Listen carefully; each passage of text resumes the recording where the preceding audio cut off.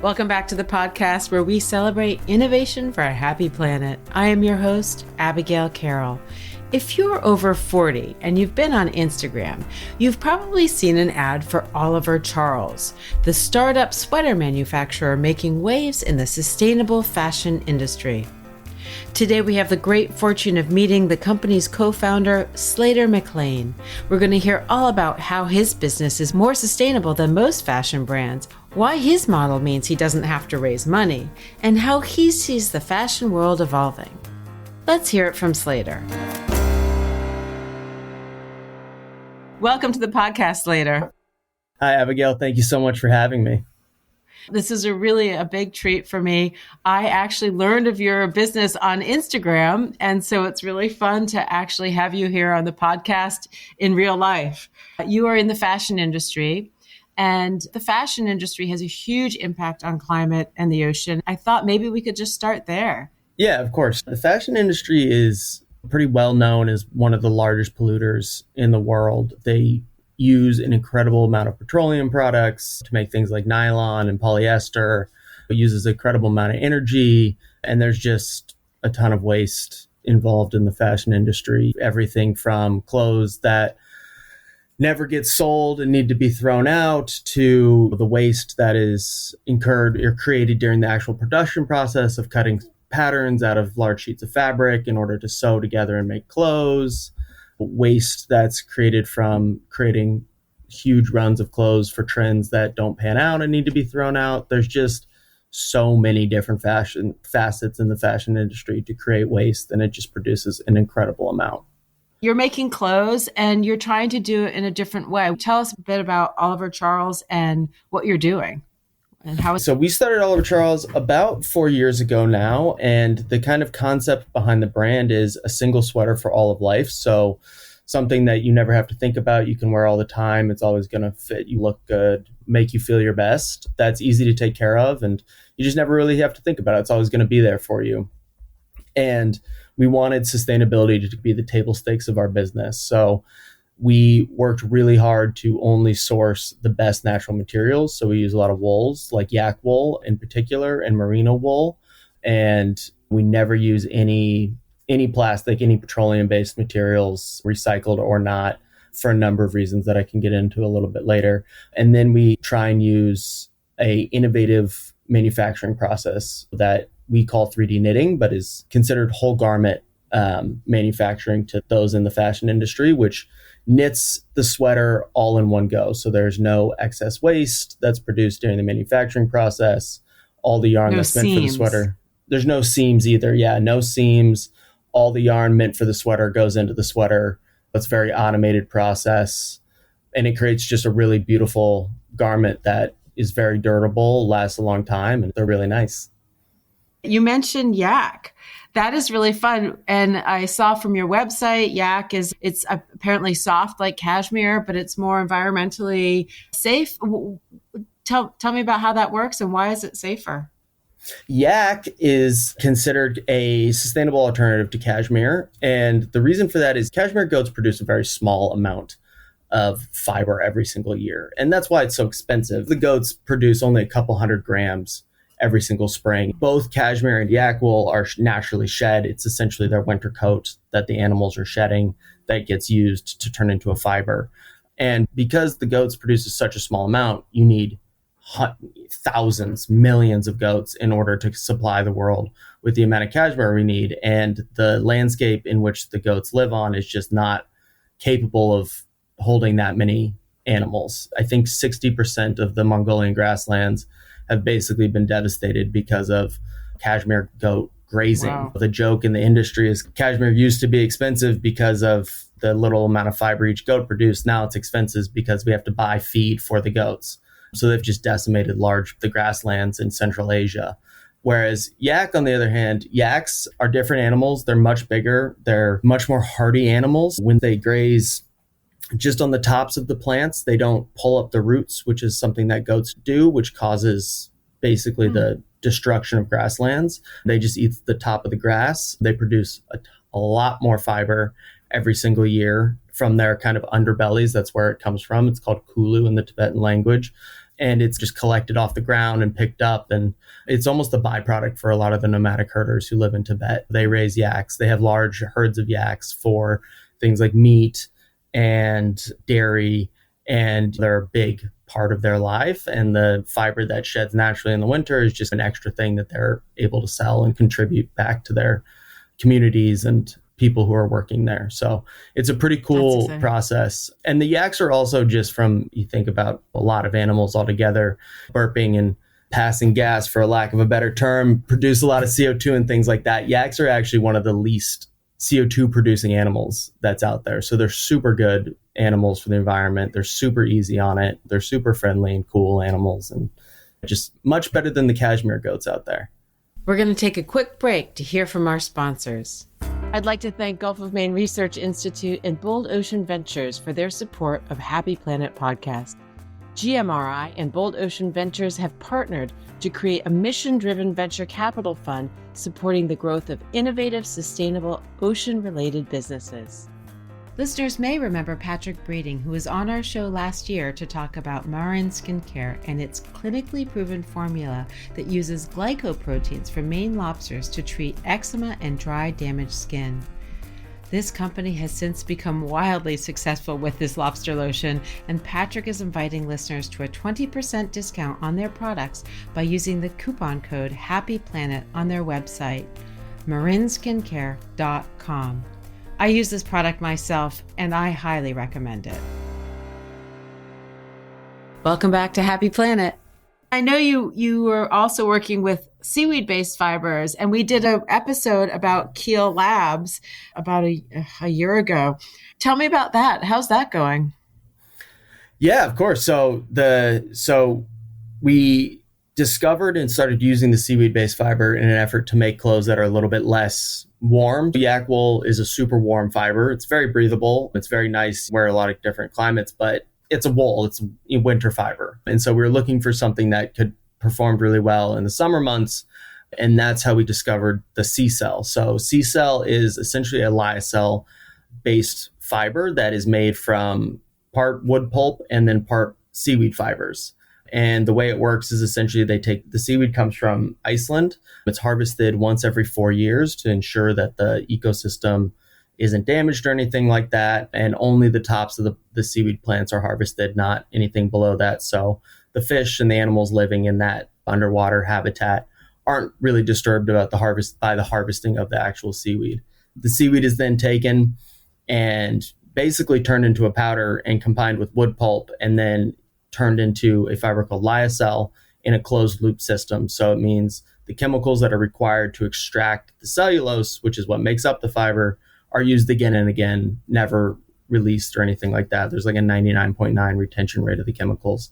And essentially what you get is a fiber that's called sea cell that we then mix with organic cotton and knit into sweaters. And we call those our summer sweaters. But they're some of our most popular products. They're super awesome. Seaweed is such an interesting material because right now it's a mix between seaweed and wood pulp. Eventually the goal is to get to 100% seaweed and remove the wood pulp, but it takes some time to get there. Seaweed has so many advantages, grows quickly. There's no need for space. You don't have to deforest anything to plant it. It doesn't require any fresh water. There's unlimited lands to grow it on. You can harvest it in really sustainable ways by just taking the tops of the plant off. It absorbs a lot of CO2 out of the atmosphere. So it's just a really fascinating plant that we hope finds its way into more and more aspects of our lives. I bet you didn't expect to be working with seaweed as a fashion entrepreneur. No, absolutely not. Yeah. When we found yak wool, we were like, oh my God, this is going to be the next big thing. We're sure of it. And then a couple of years into the business, we found the sea cell and we're like, oh, this is actually going to be the next big thing. So I discovered you online. The business is completely online, and I guess that's how you managed to do just on-demand manufacturing. Can you talk to me a little bit about what that's like to build an entirely online brand? Yeah, of course. So I'll touch on the on-demand manufacturing real quick, because that is actually one of the most sustainable aspects of the business that I think is often overlooked. We essentially produce every sweater is made to order. So when you order from us online, buy a sweater on our website, oliver-charles.com, we get that order, and then we push that order to our factory, who then produces the sweater and ships it to you within 6 business days. And Wow. that has a couple big benefits to the earth, and also just from a business perspective, but to the earth, a humongous portion of the clothing that's wasted in the world comes from excess inventory. It's the colors that don't sell. It's the sizes that don't sell. It's the lines that someone tried out and just didn't work out. The way the fashion industry works is often by doing lines every season in which they create a set amount of inventory. They try and sell as much of it as they can. They discount it and eventually just throw out whatever is left over, which ends up being an incredible amount of clothing. It's estimated that 3 billion pounds from that aspect alone of clothing ends up in our landfills every single year. And that 3 billion pounds of clothes is almost all petroleum-based stuff, which never breaks down. Microplastics from the polyester and the nylon get into our water systems. It's just a really big problem. So the on-demand manufacturing solves that problem entirely. So you only make exactly what is required for you to sell as a company. You don't have to worry about predicting exactly what colors are going to sell. You can try things without a lot of risk. So if we're going to launch a new color, we can put the color out there. If we sell one sweater, we only made one sweater, it's fine. We're not wasting 500 sweaters that we had to order. Yeah.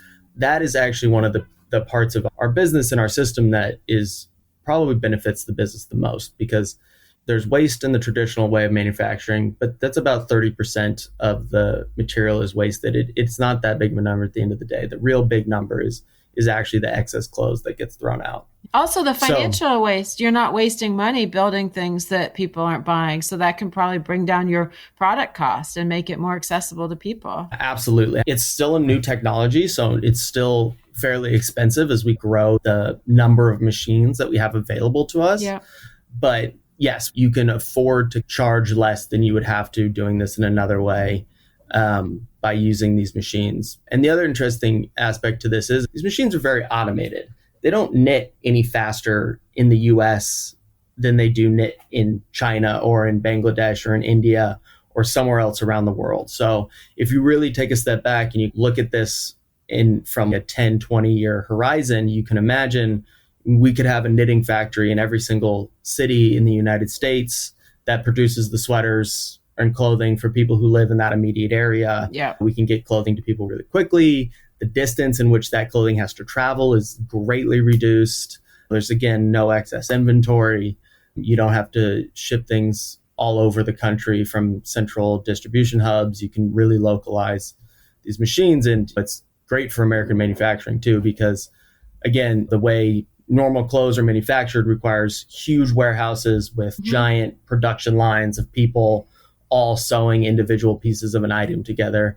In this case, you can have 25 machines knitting the same sweater, one person attaching the labels, one person doing the laundering and the steaming, and then another person doing quality control, managing the machines and things like that. All those people can be paid a good living wage, and you can recreate the clothing industry in the US if you really think about it. Yeah. Because the labor is so hard to find. I came out of a labor-intensive business, and it was always very tricky.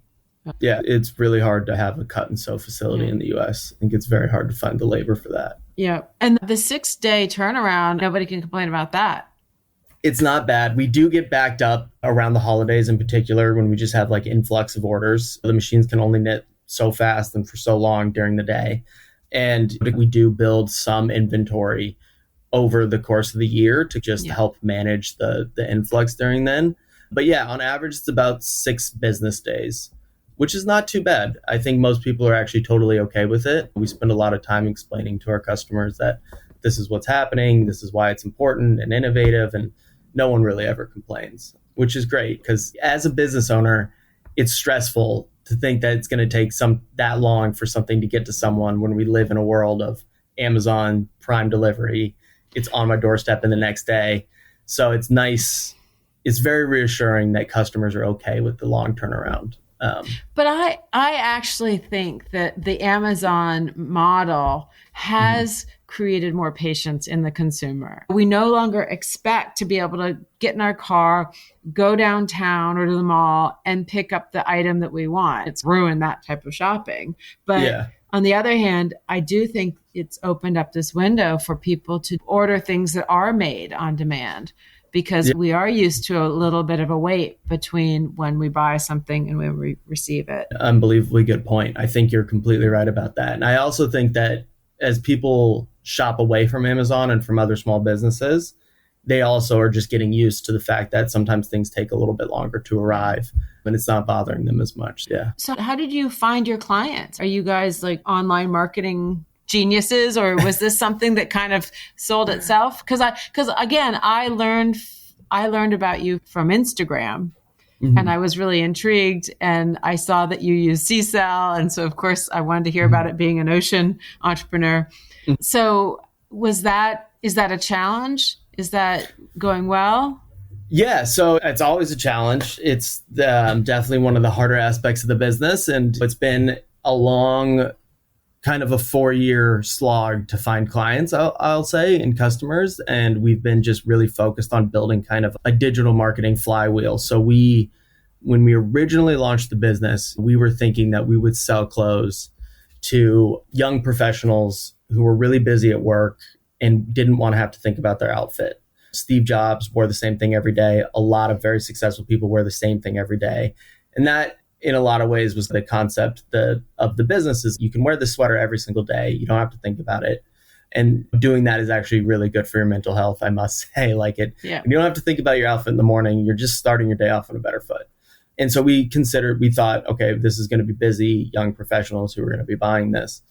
And as we progressed and as we learned more and more about the brand, and we learned more and more about what people thought of us, we did a ton of craft fairs, so in-person selling, where we would go on a weekend and set up a booth somewhere around San Francisco, the Bay Area, where we're located, and just try and sell sweaters, whether it was 50 degrees and perfect for selling sweaters, or 100 degrees and the opposite of what you want for selling sweaters. We were out there for 2 years probably. And through that, we learned a ton about who actually resonated with the messaging that was coming across. Yeah. And we realized that people are really drawn to the concept of a single sweater for all of life and kind of that original mission.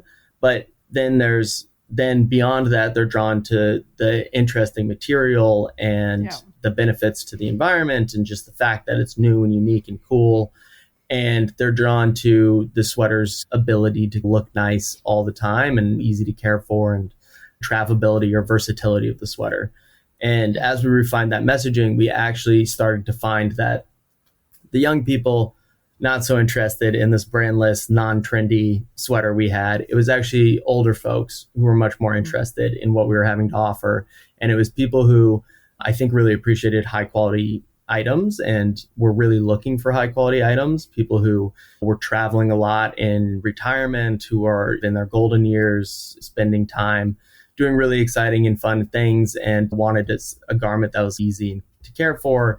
And it's people who also in their older age are caring more and more about the environment. So we found this wonderful little demographic of older women and older men who are, not every customer is like this, but we're not selling to young kids, I should say. We're not selling to Gen Z or millennials. We're selling to an older crowd. And that has just really resonated with folks. Yeah. And our messaging we've started to tailor towards that group community.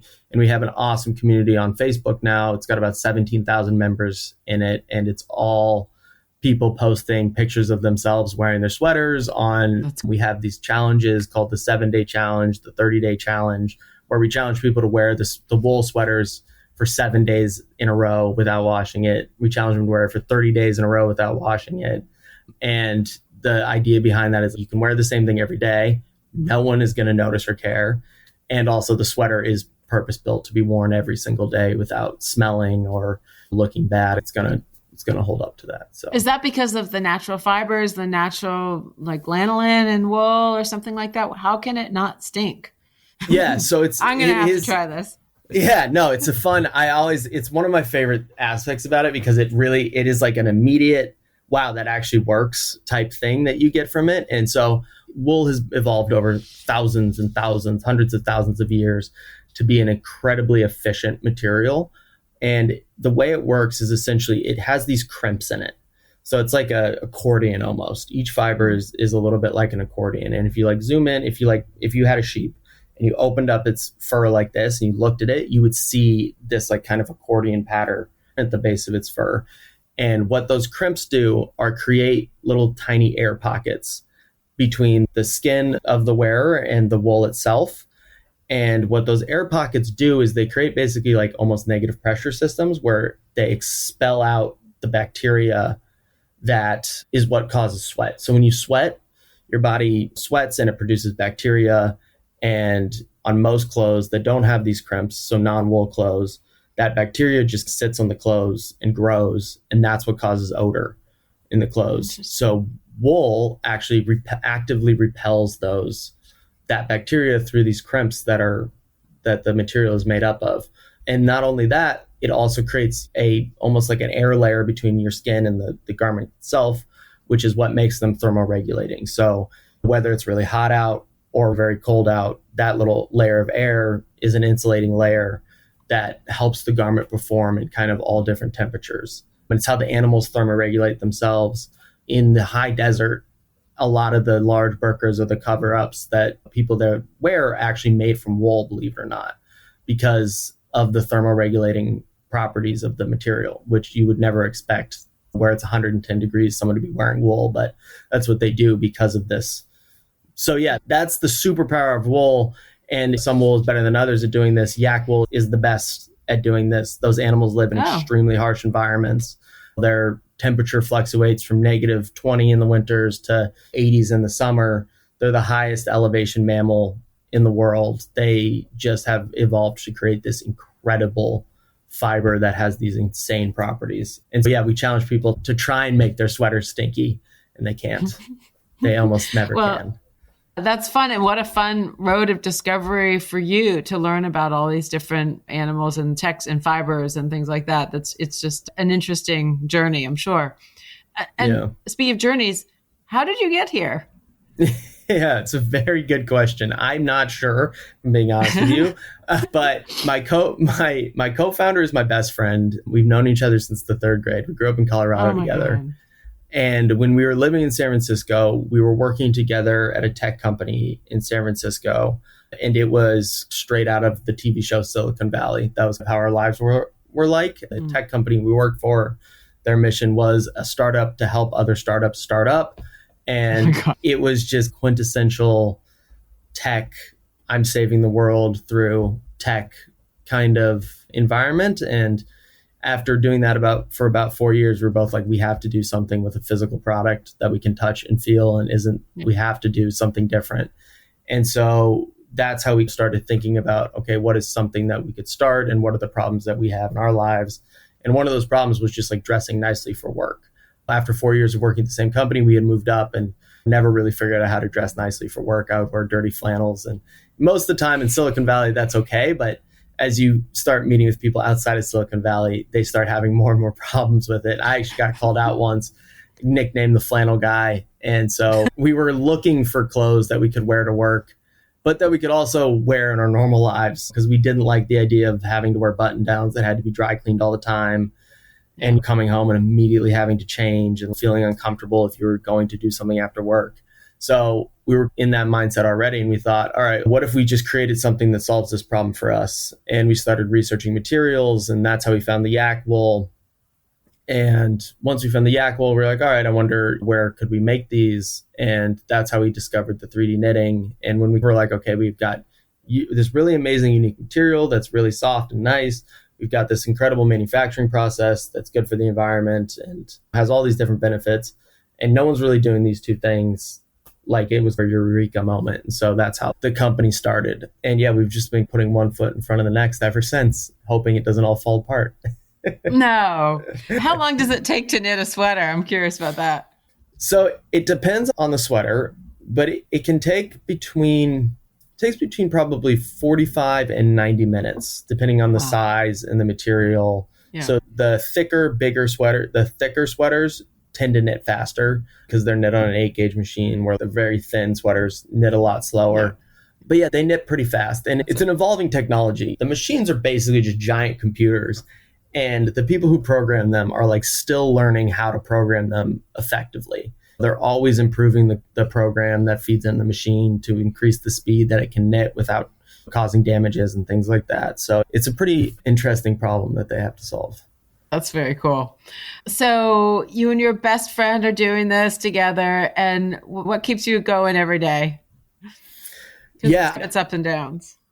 Yeah, it definitely has its ups and downs. That is a constant. I mean, one is kind of our community. So if you go look at our Facebook group, we call it the most positive place on the internet, is how we reference it internally and to other people, because it is just a ray of sunshine.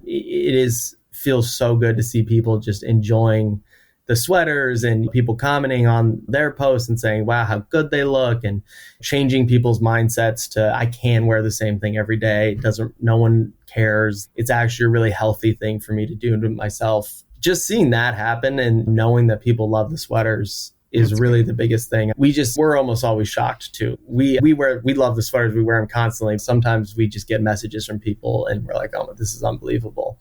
So that's definitely a big piece of it. And also a big piece of it is, I think there is a huge opportunity to build back the American garment manufacturing industry. If you really draw this thing out over 30 years, there's a pretty clear way in which you could do that over time and really move a huge amount of clothing production back into the United States in a very real and economically viable way. And that's an exciting prospect to think about. And if it's not us, we're at least providing the seeds that will eventually grow into that. The machines, these specific machines are at least it feels like to me. And, from all the information I have and everything I know about the machines, the natural conclusion to be drawn is, okay, this is what was missing from bringing clothing manufacturing in particular, back to the US.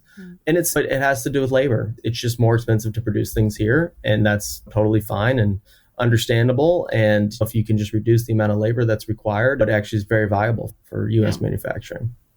So are you raising money for all of this? So we're not actively raising any money. One of the huge benefits to the on-demand manufacturing is that we have a negative cash conversion cycle. So we can invest. It's pretty easy for us to invest in growth of the business off of just our balance sheet and not having to go and look for outside capital. So we're not raising money for the business at the moment. There's projects that we have in the back of our head that we would consider raising money from the right person from, but we're keen on just continuing to grow the brand as much as we can at the moment. What do you think the fashion industry is going to look like in 10 years? Maybe globally or in the States, however you want to answer that. Yeah, I think fast fashion is something that we will look back on quite negatively. And I think you're already starting to see hints of this trend, if you will, go like this. There's these giant fast fashion companies they're planet killers in reality, and they treat their employees so poorly. I mean, you cannot create an article of clothing and ship it across the world and then charge $6 for it. It's not economically feasible. There's someone who is getting hurt in that process. And I think there is going to be a big reckoning with that. And I especially think that people, after coming out of the pandemic, actually reevaluated their clothing in a big way. They looked at what they had in their closet that wasn't being worn, and they just finally had some time to sit back in their house and think, oh my God, look at all this crap I have. How do I minimize and downside this? I don't need all these clothes. People moved a lot and realized they had too many clothes. And so I think we're seeing a slow reemergence of quality, of a desire for quality. And I think people are much more interested in shopping for things that are going to last them a long time, for things that are not necessarily just thrown together at the last minute to match something that a celebrity wore. I just don't think that is such a sustainable model. And you're going to see companies that are really committed to quality and heritage and durable construction kind of come in and take their places. So that's what I think about where the fashion industry is going. But yeah, I think, I think there's no way that fast fashion can last in the long term. In Europe, it's just going to be taxed out of business.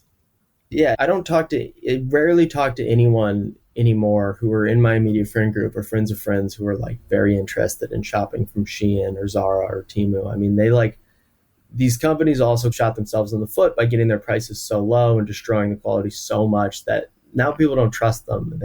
They just get crazy stuff from them. And it's like, all right, why waste your time on that? I think the opposite end of the spectrum is having problems with credibility too, like the super expensive Gucci's of the world. Like people Yeah. are over that. Like the clothes aren't often that interesting. They're ridiculously expensive and the value isn't clear.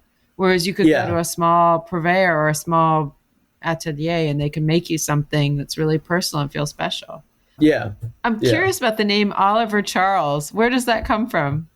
Oh, that is a closely guarded secret. No, I'm totally kidding. But before I tell you, you are required to make a guess as to where it comes from. You both had dogs when you were kids. One was named Oliver, one was named Charles. That's a very good guess, but it is not quite right. It is our middle names. So it is mine and my co-founder's middle names. But we get lots of, the dog guess is a common one. A lot of people think it's like Oliver Twist and Charles Dickens. Are you optimistic about our future on this planet? I think the way we've thought about sustainability in the business is essentially it's table stakes. Like we don't even question something that is not sustainability as an option that we can do. And we feel like that's how all businesses should operate is, okay, the sustainability aspect of this is the norm. It's how it should be done. It's what customers expect to be done. I think you've seen in the last decade a ton of sustainable companies really struggle to find audiences.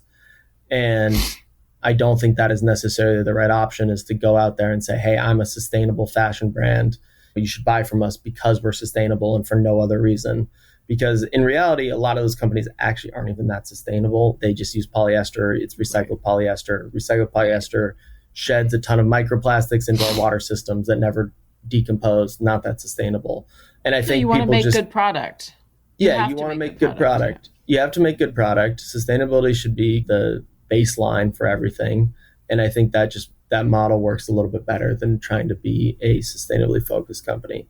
But I think in a broader sense, there are so many people out there who are working in the fashion industry in particular on extremely innovative and sustainable solutions. And we're just seeing kind of the beginning of a lot of this. I don't think that there is like a huge incentive for a lot of these old factories to innovate and include new processes. So it's been slow in the fashion industry. And I think now there's lots of new technologies. There's lots of new materials. There's just like an endless number of people actually really innovating in the space at the baseline level, material manufacturing level, who are just creating some incredible things that are only going to benefit us in the future in a big way.